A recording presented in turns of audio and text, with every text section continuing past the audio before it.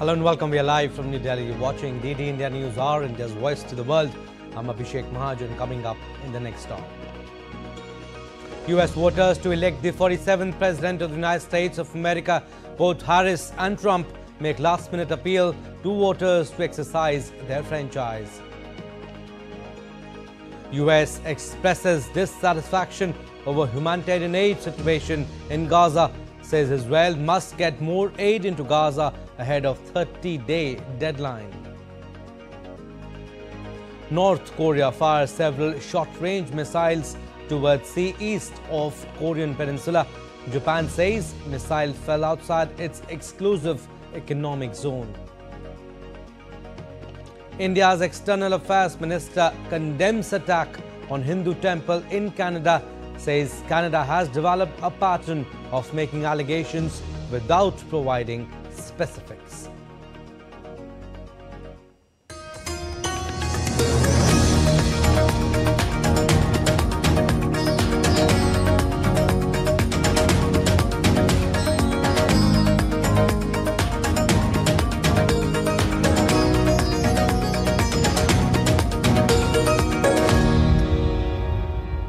And let's get to the latest on the US presidential polls first, as the race to the White House nears the finish line.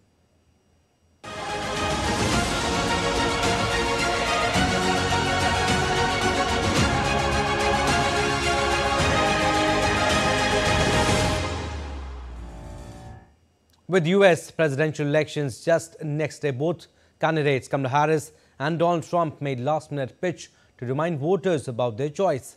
Vote, vote and come out for vote were the words being pitched by both Democratic and Republican candidates in their respective rallies. Both candidates also reminded voters to vote for the issues they have been projecting during their respective campaigns. Indeed, Donald Trump maintained his anti-immigrant stance, while Kamala Harris tries to project her as a president for all. Here's a report by DD India's Akhilesh Suman.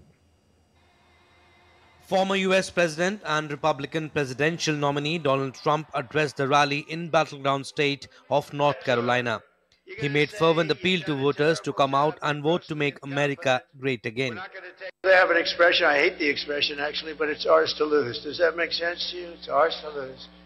If we get everybody out and vote, there's not a thing they can do. And you're going to say that to her. You're going to say, you've done a terrible job, you're grossly incompetent. We're not going to take it anymore. Kamala, you're fired. Get the hell out. Get the hell out of here. You're out of here. Get out of here. Trump also threatened to impose 25% to 100% tariff on Mexican imports. Later, Trump addressed rallies in Pennsylvania's Reading and Pittsburgh, raking up the issue of migrants again. I will invoke the Alien Enemies Act of 1798. You know, 1798. That's when they ran the country a little tougher than we run it today. Today you get a little slap in the wrist when you kill somebody. You kill somebody. Oh. And I'm hereby calling for the death penalty for any migrant that kills an American citizen or a law enforcement officer. Democratic presidential nominee and US Vice President Kamala Harris also addressed rally in Scranton, Pennsylvania. She too made appeal to her supporters and volunteers to not lose chance to vote. So over these next 24 hours, I know everyone is here, including our youngest leaders. I see you over there. I know you're not ready to vote because you look like you're about 8, but you tell the adults in your life why it's important. They vote, okay? Let's get this done. Accusing Trump's intention to abolish poor-friendly health insurance, popularly known as Obamacare, Harris assured the Latino voters that she will not allow it to be reversed. And to those certain individuals who still want to get rid of the Affordable Care Act, trying to take us back to the days when insurance companies could deny people with pre-existing conditions, well, to them, we say we are not going back. We are not going back. Former independent presidential candidate Robert F. Kennedy Jr. urged his supporters not to vote for him but choose Trump instead. He has withdrawn his candidature but the U.S. Supreme Court had denied removing his name from the ballot in Wisconsin and Michigan.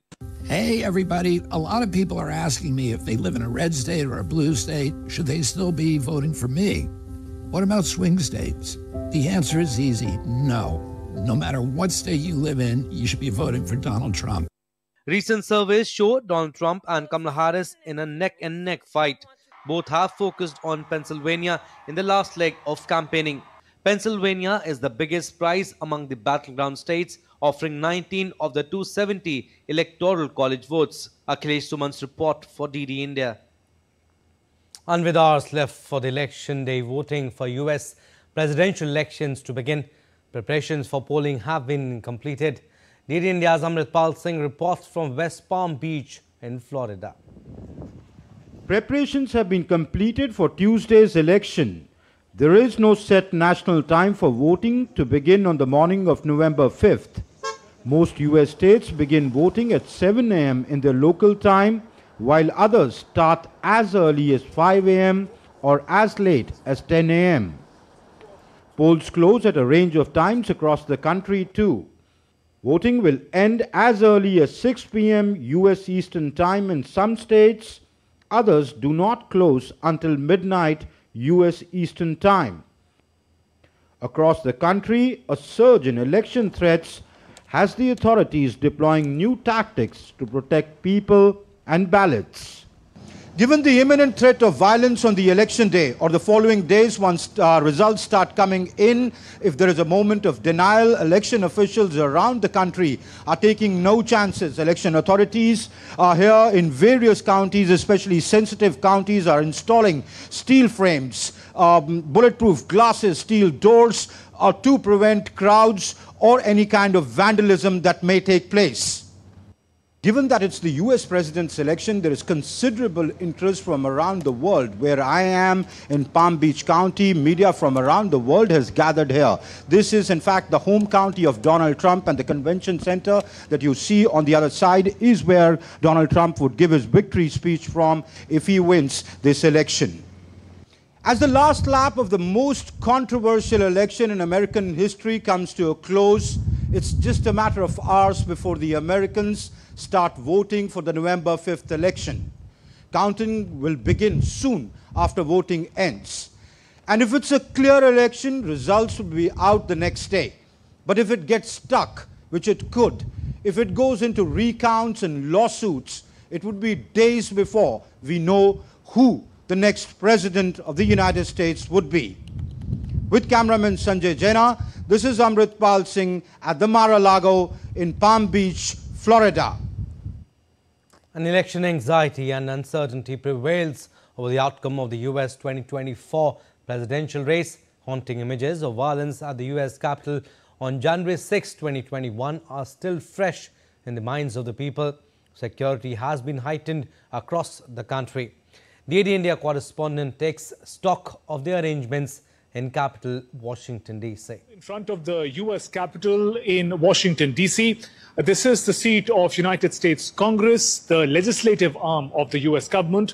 This also happens to be the site of the shocking January 6, 2021 attack, when armed mob had stormed the Capitol in order to disrupt the election results process. In view of that unprecedented event, this time over in these elections, exceptional security arrangements have been made to ensure that no untoward incident takes place.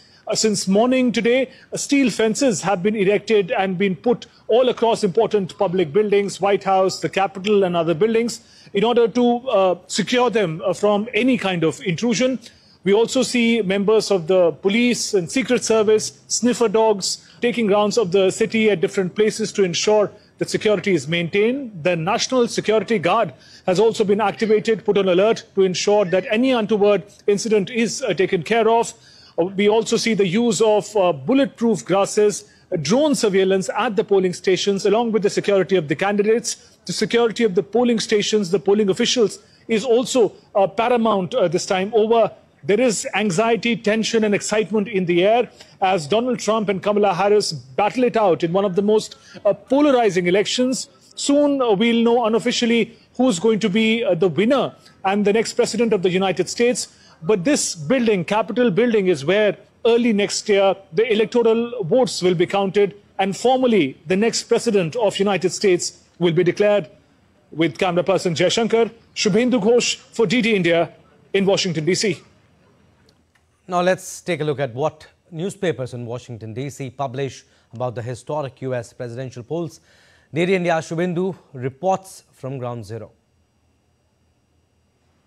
We are in Washington, D.C. At a little distance, this magnificent tower that you see is the Washington Monument.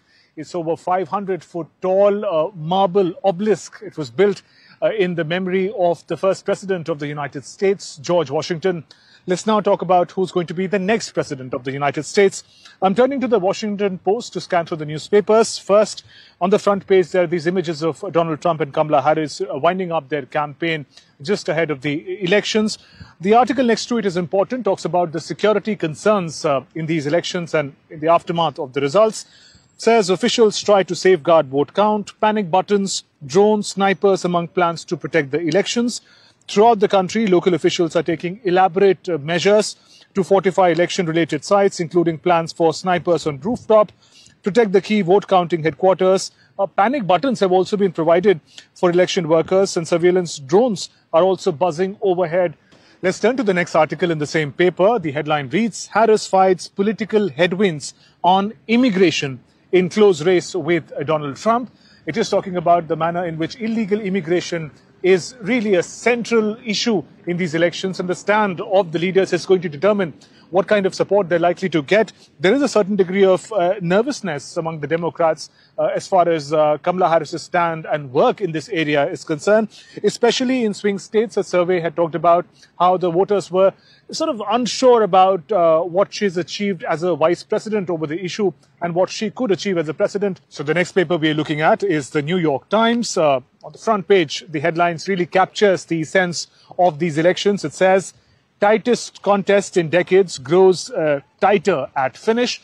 The two parts to the article. The first one talks about a stressed electorate eagerly votes early. The early voting trends that we've seen, says an anxious America weary from the vitriolic campaign season and worried about the state of the nation's democracy, with roughly 75 million people have cast ballots in early voting period. Another part of this article talks about the shift in the swing states. Swing states are in focus, are likely to determine who's going to be the next president. The latest poll by New York Times and Siena College finds that Vice President Kamala Harris is showing new strength in the swing states of North Carolina and Georgia. Meanwhile, former U.S. President Donald Trump has erased her lead in Pennsylvania and is maintaining a certain advantage as far as the state of Arizona is concerned. So an important insight into what's going on just at the time of the contest between Donald Trump and Kamala Harris. The next article that we are picking up from the New York Times looks at how the U.S. presidential election could have a bearing on international affairs. It's looking at the Ukraine conflict from this lens. The headline reads, Harris and Trump offer Ukraine sharply contrasting visions of future. There is an anxiety that has gripped Kiev as U.S. is about to pick a new commander-in-chief. It gives some details of the Ukraine conflict. Ukrainian military is losing ground in eastern Ukraine at the fastest pace in years. An influx of several thousand North Korean soldiers to Russia has added unpredictable new dimension to the conflict. It also talks about that against this challenging conflict background, Ukraine is bracing for the U.S. elections on Tuesday that will allow, almost most certainly shape the course of the future. It depends who comes into power, whether it's going to be Kamala Harris or whether it will be Donald Trump. So what happens next to Ukraine will depend greatly on who wins the presidential elections here in the United States. Those were some of the highlights from the newspapers today. With camera person Jaishankar, Shubhendu Ghosh for DD India in Washington, D.C. And as Americans vote for the next president, let's understand what is at stake in these elections, the unique appeal of Donald Trump and Kamala Harris, and how the new leadership will steer America's relations with India and the world. DD India's Shubhendu Ghosh in conversation with Vivek Mishra, an expert on U.S. politics from Observer Research Foundation. We are in front of the U.S. Capitol. America is all set to elect its new president. To talk about it, I have with me a special expert, Vivek Mishra from Observer Research Foundation. Vivek, welcome to DD India. Thank you. Now, we've not seen such a polarized elections. What is your take on what is at stake in these elections for America? I think if you look at the electorate, many things are at stake, but particularly the economy, the state of the economy in particular, and the state of the American democracy. 76% of the Americans today think that the health of the democracy is in danger. And while that cuts on either side on what could it mean for a Democrat or a Republican, but the general sentiment resonates strongly with the people here, that there is a change that needs to be done. And you also see American politics traditionally has been Republican versus Democrat, now becoming some sort of a contest between cults, because we see Donald Trump and Kamala Harris personifying a different vision for the future in that sense. What is their appeal, according to you, that works in these elections? So as you saw in the aftermath of the announcement that Kamala Harris was going to be the Democratic candidate, you saw a swell of support among the women, among the youth of this country, because they really sympathized with the idea of Kamala Harris coming as a new change to the government, to the next administration. On the side of Trump, I think you generally see that the country is divided almost into half, right, on critical issues of inflation, the economy, etc. And they see the Biden-Harris administration as really not having done what they should have done. And that resonates strongly with the people. Given the superpower that America is on the global stage, what happens here, person who becomes the president, would have great bearing on a lot of global issues. I'm thinking of the Ukraine conflict, also what's happening in Gaza and elsewhere. What is your take on the kind of impact that these elections could have the world outside? So the whole world is watching this election with bated breath. And one of the critical issues is what happens to Ukraine. Now, Trump has particularly said that he will solve the issue in 24 hours, particularly the Ukraine conflict. But I think to Zelensky and to the Ukrainian conflict, either, the next change would have to deal with a lot of challenges for Ukraine. And on the Gaza question, I think Trump, should he win, is going to latch on to that question, because he considers himself to the president who brought the Abraham Accords to the region, which sort of brought a semblance of peace and stability in the region. Now he has promised that he's going to pick the sticks from where he left. Right. And Vivek, finally, during our coverage, we spoke to many Indian Americans who are staying in America, were candidates in these elections, the local elections. You've also been looking into the role of India and Indian Americans, the kind of relationship they have with America. What is at stake for them, India and Indian Americans, vis-a-vis these elections? Interesting. So there is, as you have noticed, that there is a swell of shift within the Indian American community. And one of that shift reflects the fact that they are probably going towards voting Republicans, because traditionally the Indian Americans are seen as being Democrat. And that changes, of course, because people here don't see, many of the generations of people who have lived here don't see them as Indians as such, but I think as Americans, and then immigration becomes a concern if you're a resident here and if that's a genuine problem. But on the issue of corporate accountability, etc., and corporate taxes, I think Trump would be the precedent for the Indian Americans, because Indian Americans, remember, are among the most well-to-do populations and specific populations here. Thank you very much for joining us. Vivek Mishra from the ORF talking about issues, themes at stake. It's very crucial presidential elections in the United States. With camera person Jaishankar, Shubhendu Ghosh for DD India in Washington, D.C. And in an otherwise high decibel campaigning season in the US presidential election, the all-important issue of climate change appears to have taken a backseat. Despite devastating hurricanes like Helene and Milton, no leader appeared ready with a clear, detailed vision for climate mitigation in the future. The devastation caused by the storms did become a subject of a political blame game between Donald Trump and the federal government. DD India correspondent Shubhendu Ghosh reports. We are at the famous Miami Beach in Florida. The natural beauty of this place often hides its ecological vulnerabilities. Some 300 miles north, Tampa Bay faced the worst brunt of Hurricane Milton weeks ago. Before that, it was Cyclone Helene. Experts say that these naturally occurring storms and cyclones are becoming more intense and devastating due to climate change.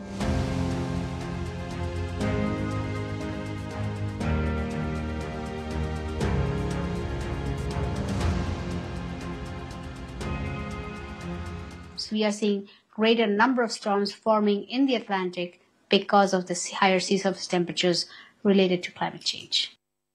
Estimates suggest damage to the tune of $300 billion by hurricanes Helen and Milton. The storms killed at least 250 people. Doubts are raised over federal preparedness to tackle these intensifying natural calamities. A climate-wise infrastructure or resilient infrastructure or adaptable infrastructure in the US. We are essentially using that funding to essentially include old technologies, outdated technologies, which are not at all climate resilient. Donald Trump has turned these repeated hurricanes into a subject of political attack, accusing Joe Biden's administration of inaction.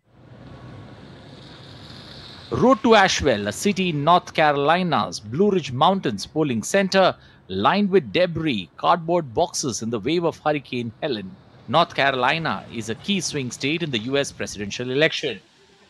People are angry, and this really plays to a politics of anger, which seemingly plays towards Donald Trump, who reprises a grievance politics and an anger politics. So the idea that people feel abandoned by the federal government in terms of emergencies and economic crises, ecological crises, I think plays to a politics of anger. During early voting, voters expressed concern over leadership on climate change issues.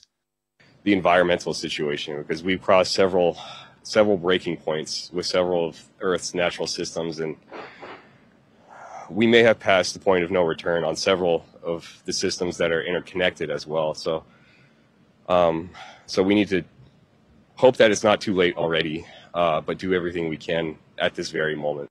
As an economic superpower and leading greenhouse gas emitter, the stance of the new administration on climate calamities could have far-reaching implications for both local, global climate change mitigation efforts. With camera person Jay Shankar, Shubhendu Ghosh for DD India from Miami. And DD India correspondent Amritpal Singh joins us from Ground Zero.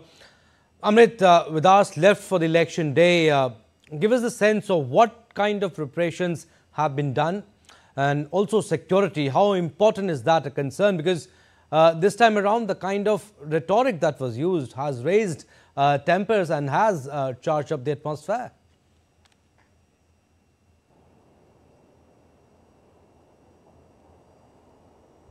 Oh, unprecedented security has been put in place. It is an election like no other election before this. Because the kind of rhetoric that was used in the campaign has charged up tempers here, has charged up the atmosphere on both sides. So if both on the election day or in the days following that, if results don't go the way parties want them to go, there could be violence, there could be vandalism. There are intelligence reports on that. We could see a repeat of the 6th January 2021 incident, where Trump supporters tried to storm the U.S. Congress, given that, important installations like the White House, like the U.S. Congress, the Capitol Hill, even in sensitive counties, important buildings, governors' houses, state capitals have been secured. All roads leading to them have been blocked. Snipers have been positioned above polling stations at some sensitive polling stations. Iron fences have been erected. National Guard has been activated. State polices are there. County polices are there. The sheriffs of the counties are themselves on the spot. GPS trackers. Panic buttons have been given to election authorities so that if they feel they are under any kind of pressure, they can call in the security forces right away. Crowd management techniques have been put. Election officials have been trained to calm down tempers. All preparations, ballot boxes, ballot papers, facilities for the voters to come in, for the elderly have been put in place. But unprecedented security measures have been taken this time around to see that it is a smooth process. And in the days following that, high security, especially in sensitive counties, has been deployed. So the next few days here, things are going to be on the edge when results come in, especially in swing states, the counties in swing states. All right, Amrit, we'll leave it at that. Thank you for your insights. As Americans prepare to vote on election day on Tuesday, officials are calling for patience as they tally ballots in what could be a historical close presidential race, warning it could take days to find who has won.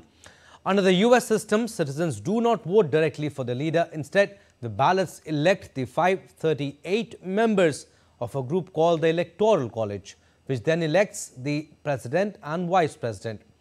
Around 81 million people have voted ahead of Tuesday in early voting, over half of the total ballots cast in 2020. Let's see as to why the results could get delayed. So certification is a formality, but there are risks of obstructions. At least 22 county election officials voted in 2022 to delay certification in battleground states. At least 35 election officials refused to certify election results and may be in a position to do so again, according to Citizens for Responsibility and Ethics in Washington. Successful obstruction could impact state and federal certification deadlines. The certification process has come under scrutiny, and since Trump refused to concede the 2020 election, and there has been a deluge of lawsuits from both parties ahead of election day, which might also complicate the tabulation. Now let's see what the deadlines are. The deadline for states to certify the results is December 11, and each state's appointed electors then cast their votes for the candidate who won in their popular vote. And by December 25, electoral certificates of each state must be received by the President of the Senate, who is also the Vice President, Harris. On January 6, Congress counts and confirms the results before the new president is inaugurated on January 20th.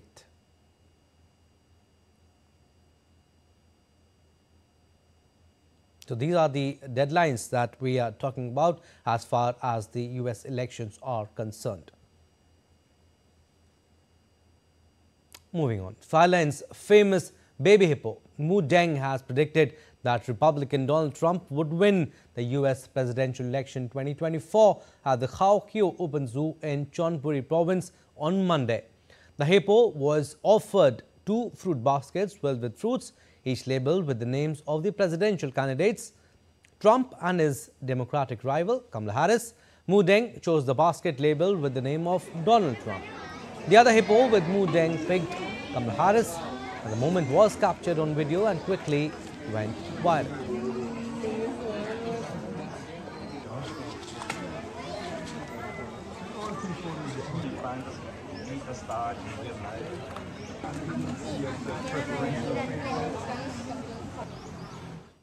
All right, we are slipping into a very short break. On the other side, more stories. Keep watching DD India News Hour.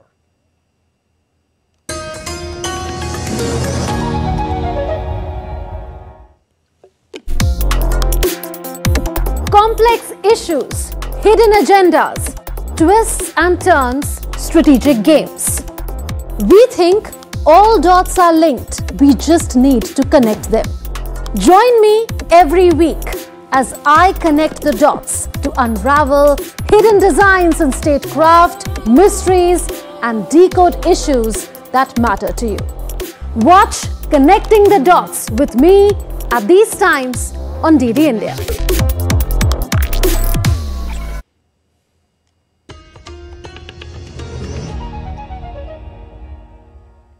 Welcome back. You're watching DD India News Hour. I'm Abhishek Mahajan. A day before the US election, the Biden administration stepped up criticism of Israel for not doing enough to improve humanitarian conditions in Gaza. The US State Department called the results not good enough, quote unquote, as a 30-day deadline looms for Israeli officials to meet certain requirements or risk potential restrictions on military assistance. The message was conveyed by US Secretary of State Antony Blinken to Israeli Defense Minister Yoav Gallant during a phone call. The secretary emphasized the importance of ending the conflict in Gaza and bringing all of the hostages home, as well as planning post-conflict situation. As of today, the situation has not significantly turned around. We have seen an increase in some measurements. We've seen an increase in the number of crossings that are open, but just if you look at the stipulated recommendations in the letter, those have not been met. We're not at the end of the period yet. They have not. If you look at what we ultimately judge, what we ultimately judge on, which is the results on the ground, the results are not good enough today. They certainly do not have a passing grade. They have failed. I said they have failed to implement all of the things that we recommend in that letter. Now, that said, we are not at the end of the 30-day period. It's not the end of the semester. We don't hand out grades in the middle. Meanwhile, as the world leaders continue to urge immediate ceasefire in Gaza, reportedly the United States and Saudi Arabia are discussing a potential security agreement that wouldn't involve a broader deal with Israel. Sources say the agreement under discussion is not a full defense treaty. In fact, Saudi Crown Prince Mohammed bin Salman and the White House want to reach the agreement before President Joe Biden leaves office in January. Further, a day after Israel notified the United Nations of ending decades-old ties with UNRWA, UN Chief Antonio Guterres has said that Israel's ban on its operations will lead to the collapse of aid in Gaza. He added that UN lawyers are reviewing the move. However, the end of the 1967 agreement is immediate. General, he continues to believe that the work of UNRWA is performing in the occupied Palestinian territory is essential, and that there is no alternative to UNRWA as we see it. If the law is fully implemented, right, and Israel makes it impossible for UNRWA to continue to operate, this will have no effect on Israel's responsibility to provide for the population, and any failure to provide the necessary support to the population will be Israel's responsibility. We're obviously, our lawyers and UNRWA's lawyers are also taking a closer look at the letter. And the United States too has opposed the Israeli legislation on UNRWA and was studying the Israeli letter to the UN to learn what the implications might be. Israeli Prime Minister Benjamin Netanyahu has for years called for UNRWA to be dismantled, accusing it of anti-Israeli incitement. Now, North Korea fired an unidentified ballistic missile towards the sea east of the Korean peninsula. The launch was Kim Jong-un's first weapons test since being accused of sending soldiers to Russia. South Korea's Joint Chiefs of Staff said its second launch in days and just hours before Americans vote for a new president. The Japanese government also said North Korea fired what could be a ballistic missile. The launch came hours after US and South Korean defense chiefs called on Pyongyang to withdraw its troops, warning that North Korean soldiers in Russian uniforms were being deployed for possible action against Ukraine. The launch comes just days after Pyongyang said it tested an intercontinental ballistic missile, prompting condemnation from the South, the United States and Japan, with the three countries conducting a joint military exercise in response. And the Japanese government also said North Korea fired what could be a ballistic missile. Japan's chief cabinet secretary said the missiles appeared to have fallen outside Japan's exclusive economic zone. Yoshimasa Hayashi said North Korea's repeated missile launches are absolutely unacceptable, adding that Japan views them as a security threat. We are currently analyzing the details in close cooperation with the United States and South Korea. But we believe that the missiles fell in the Sea of Japan off the east coast of the Korean peninsula outside our maritime exclusive economic zone. We believe that North Korea actions, including its repeated launches of ballistic missiles, are absolutely unacceptable and threaten the safety and security of our nation, the region, and the international community. Now, NATO Secretary General Mark Rutte met with Chancellor Olaf Scholz in Berlin on Monday in his first visit to Germany as the alliance's chief. At a press conference after the meeting, Rutte said German defense spending was still too low despite recent increases. He said Germany is now investing 2% of its gross domestic product in defense for the first time in 3 decades, but all allies need to invest more. But Rutte voiced confidence that Germany would continue to take steps in this direction. He thanked Scholz in particular for the budget increases in recent years. Now, Australia and Indonesia will begin their first joint military activity this week since signing a new cooperation agreement. The exercise is taking place in Indonesia with troops from both countries leaving from Darwin. Approximately 2,000 personnel from the two nations will participate in exercise Queris Woomera in Indonesia, as this will be Australia's largest bilateral activity with Indonesia. The exercise will feature air, maritime, amphibious and follow-on land operations along with humanitarian assistance and disaster relief.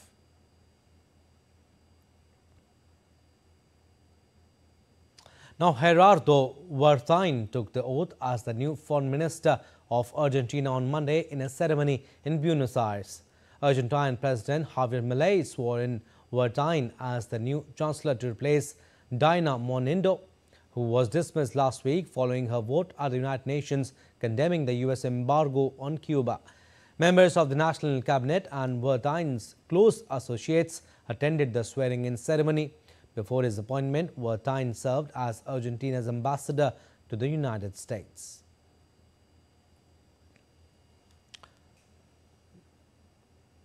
Britain has detected 2 more cases of the new Mpox variant clade IB in household contacts of the first case, the country's health security agency said on Monday, bringing the total number of confirmed cases to 3.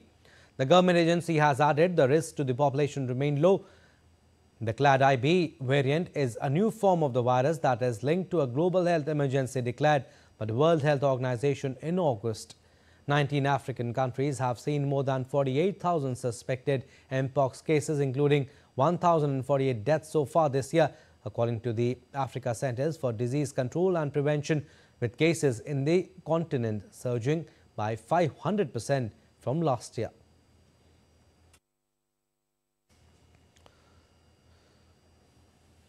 Now let's take a look at other stories making news around the world. Thousands of people from Indonesia's popular tourist island of Flores have been evacuated after Mount Levostobi laki-laki erupted, killing at least 10 people. Indonesia's disaster agency warned of potential flash floods and cold lava flows in the coming days. Indonesia sits on the Pacific Ring of Fire, an area of high seismic activity atop multiple tectonic plates. A 32-year-old man has been arrested after attempting to wound a magistrate with a knife in Hong Kong's Kowloon City Magistrates Courts. 3 policemen were injured while subduing the man in court. Police carried out investigations after the incident. The judge had earlier convicted the man in an indecent assault case. Now, the world's first wooden satellite built by Japanese researchers was launched into space on Tuesday in an early test of using timber in lunar and Mars exploration.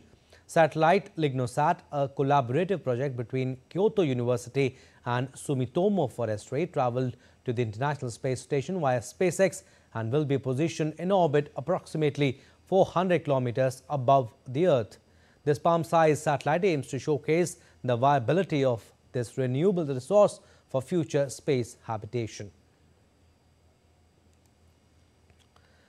Now, Irishman David Keohane, also known as Indiana Stones, is reviving the ancient tradition of stone lifting, putting on a support belt, chalking his hands and squatting beside a stone known as the bulk.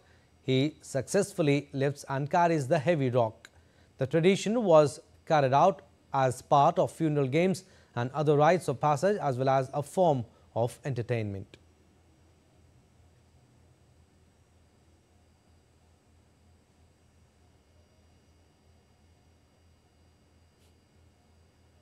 Tidal Wave Comics has added Kamala Harris and Tim Walz to its Political Power series.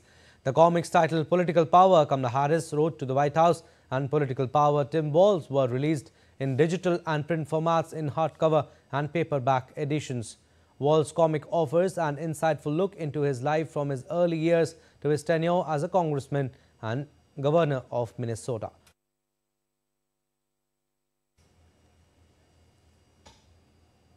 Time now for another short break. On the other side, more stories. Keep watching DD India News Hour.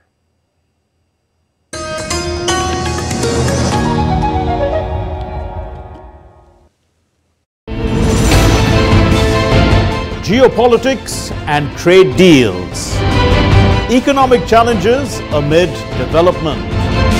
Hard work and the path to prosperity. It's the economy always. Between walkers, money is what money does and says. Supply creates its own demand. Between the bulls pulls and bears tears. When supply chains globalization and India rises to the podium. We'll get you centered with the economic brief at 8 p.m. every Thursday on DD India.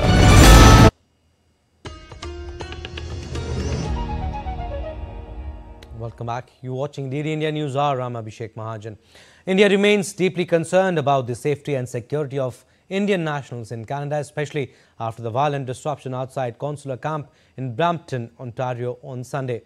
After Prime Minister Narendra Modi said such acts of violence will never weaken India's resolve, External Affairs Minister Dr. S. Jaishankar too expressed concern, saying it was unacceptable that Indian diplomats had been placed under surveillance by Canada.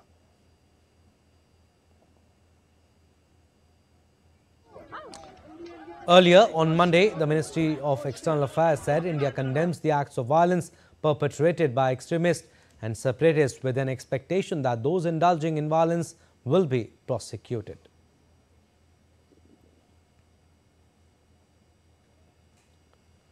What happened at the Hindu temple in Canada was obviously deeply concerning. You would have seen the statement first by our official spokesperson and also the expression of concern by our Prime Minister yesterday. That should, I think, convey to you how deeply we feel about it. Canada has developed a pattern of making allegations without providing specifics. Secondly, when we look at Canada, for us, the fact that they're putting our diplomats under surveillance is something which is unacceptable. And Dr. S. Jaishankar is currently on Australia visit in the first leg of his two-nation tour, where he attended the 15th India-Australia Foreign Ministers Framework Dialogue with his counterpart Penny Wong in Canberra today. He said the comprehensive strategic partnership is growing steadily, which is reflected in stronger political ties, robust defence and security cooperation, expanded trade, greater mobility and deeper educational linkages. The two leaders discussed respective neighbourhoods, Indo-Pacific, West Asia, Ukraine and the global strategic scenario. And to celebrate the rich heritage of Buddhism, Indian government in collaboration with the International Buddhist Confederation is hosting the first Asian Buddhist Summit on November 5 and 6 in the national capital. The summit, themed Role of Buddha Dhamma in Strengthening Asia, will feature esteemed Sangha leaders, scholars and practitioners from across the continent, fostering dialogue and understanding while addressing contemporary challenges faced by the Buddhist community. The President of India, Draupadi Murmu, will attend the event as chief guest. And as part of the Digital India initiative of PM Narendra Modi, the Department of Pensions has started a month-long camp to address pensioners' grievances. At the camp organised by the State Bank of India in Delhi, the digital proof of life certification was launched. Now the pensioners need not visit the bank for this verification, and they can do so via facial recognition from their mobile phones and computers. State bank की तरफ से pensioners के लिए digital life certificate जो जीवन प्रमाण पत्र के स्कीम आज से एक कैंपेन मोड में शुभारंभ किया जा रहा है। भारत की 800 सिटी आइडेंटिफाई किया है मिनिस्ट्री ने, उसमें से 60 सिटीज़ में भारतीय स्टेट बैंक की कैंप रहेंगे और हम चाहते हैं कि जो पेंशनर्स हैं वो लाइफ सर्टिफिकेट के लिए बैंक ना आके डिजिटल मोड में सबमिट करें।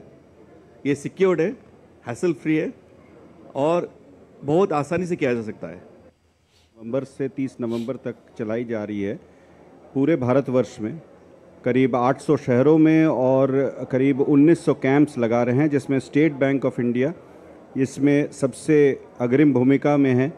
और सारे पेंशनर्स, पेंशन भोगियों से मेरा निवेदन है कि आप अपना डिजिटल लाइफ सर्टिफिकेट, जीवन प्रमाण पत्र जो है वो आप डिजिटल मोड में दीजिए। ये बहुत सिक्योर है और ये बहुत आसान है। Now, Chhat Puja, one of the most auspicious Hindu festivals, celebrates the worship of the sun god, begins today with religious fervor and gaiety. The 4-day-long Chhat Puja involves fasting, bathing in rivers or ponds and offering prayers to the setting and the rising sun. The festival is celebrated as a way of showing thanks to sun god for sustaining life on earth and seeking his benevolence for prosperity, health and happiness. The energy of the sun is believed to cure diseases, increase lifespan and bring peace. By worshipping the sun and goddess Chhati, devotees pray for divine protection for their families. And the Film and Television Institute of India's award-winning Kannada short film Sunflowers were the first ones to know has qualified for the Oscars 2025 in the live-action short film category. This milestone follows a series of accolades, including winning first prize in their prestigious La Cinef selection at the Cannes Film Festival earlier this year, which brought international attention to the film. Set in a rustic village, the movie revolves around an elderly woman who disrupts her community by stealing a rooster, leading to the disappearance of sunlight and sending the village into chaos. To restore balance, a prophecy is invoked and the woman's family is exiled, embarking on a journey to retrieve the rooster. This quest captures not just the desperation of the characters but also the deep-rooted beliefs of the community, reflecting the rich tapestry of Indian folk traditions. Now let's take a look at other stories making news. Ambassador of Bhutan to India, Major General Wetsop Namgyal, called on Indian Army Chief General Upendra Dwivedi. They discussed issues of mutual interest and ways of further enhancing defence cooperation between the two nations. India and Bhutan share a steadfast commitment to friendship rooted in shared values and cultural ties. Their collaboration fosters harmony and stability in the region, enhancing connectivity and mutual development. Chief of Defence Staff General Anil Chauhan concluded his 4-day visit to Algeria, aimed to strengthen India-Algeria relations, which have seen increasing cooperation in recent years, particularly in the areas of trade, education, technology and defence. The MOU were also signed to elevate the defence partnership between both nations, fostering mutual understanding and enhancing strategic interest. Vadodara, Gujarat is known for its vibrant culture, rich heritage and artistic traditions. One of the standout cultural events in the city is the unique Rangoli exhibition. The Rangoli exhibition showcases the best of this art form, bringing together both traditional and modern interpretations of Rangoli. This exhibition is an annual event that attracts artists from all over the country as well as international participants who come to display their creativity and skill.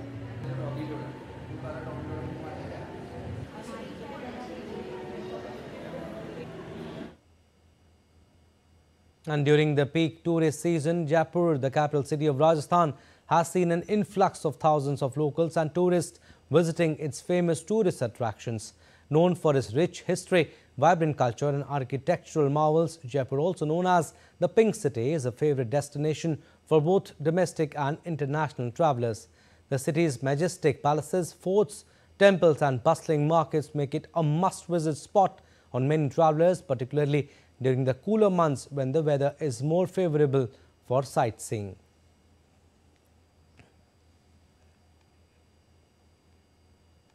All right, business news now. Abu Dhabi's premier energy forum, the Abu Dhabi International Petroleum Exhibition and Conference, or ADIPEC 2024, began on Monday, where the India Pavilion is also presenting the nation's comprehensive energy vision through the theme Innovate to Illuminate India's Energy Future. Leading Indian oil and gas companies and Engineers India Limited are showcasing their technological capabilities and facilities here, showcasing its leadership in executing world-class projects in offshore oil and gas and LNG sectors. EIL is welcoming all valued stakeholders and collaborators to join their projects in India and overseas. Business of consultancy for the hydrocarbon industry, and now we are also offering a lot of solutions for sustainability solutions, green hydrogen, artificial intelligence based tools. We have got a big office in Abu Dhabi which is basically catering to mainly ad hoc business, both supporting their current P5 program as well as their sustainability solutions. We are working for the energy efficiency projects for them, which will decarbonize their existing refineries, and also on many artificial intelligence based tenders that are coming to us. We are participating in those so that we can work for them on sustainability solutions in future. The 4-day event celebrating its 40th anniversary under the theme Connecting Minds, Transforming Energy has attracted 54 national and international energy companies. The event concludes on November 7. Now, European and US stock markets dipped while the dollar slid Monday as investors determined themselves for a coin toss, US presidential election, an interest rate decision and expected Chinese stimulus measures. Oil prices rallied more than 2% after 8 members of the OPEC Plus group of producers said Sunday they would extend supply cuts until the end of next month. They had been delaying output hikes on worries about slowing demand in China and the United States. Malaysian markets gained, tracking a positive lead from Wall Street ahead of the weekend. European markets were mostly lower and US markets wobbled. Now, Asian markets fluctuated Tuesday as traders jockeyed for position in a day before results from the US presidential election rolled in, with opinion polls showing the vote on a knife edge as the two candidates wrapped up their campaigns. Uncertainty about the outcome and worries that the winner might not be known for days has led to warnings that investors could be in for a period of volatility.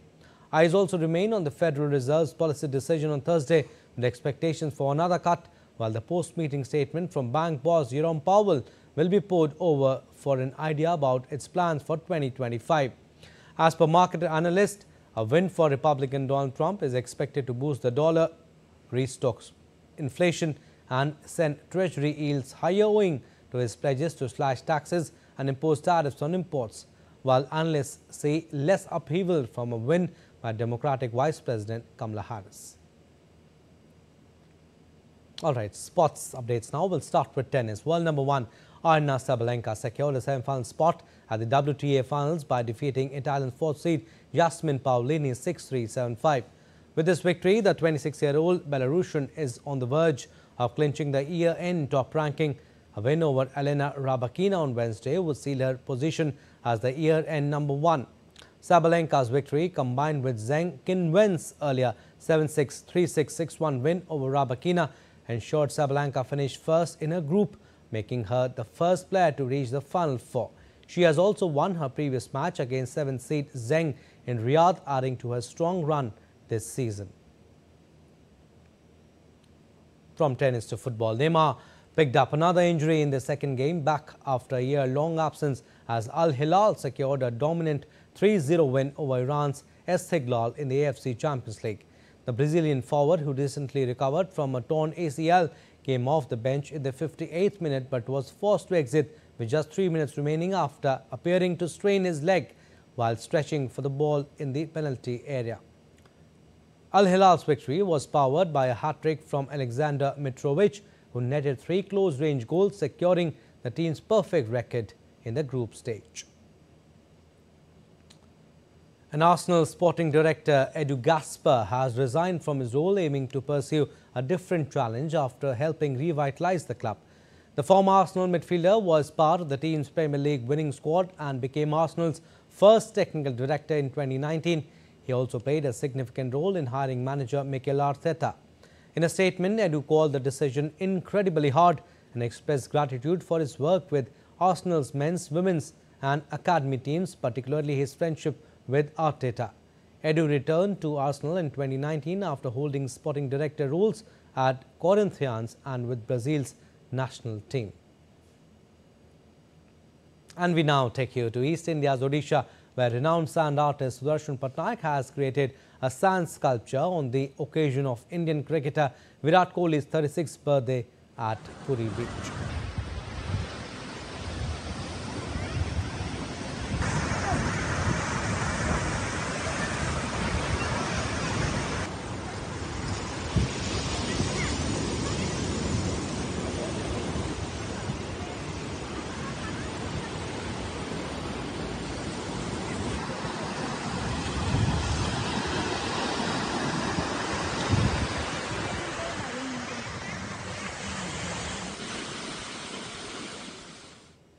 Well, that's all for this edition of DD India News Hour, but do let us know your thoughts on the news of the day.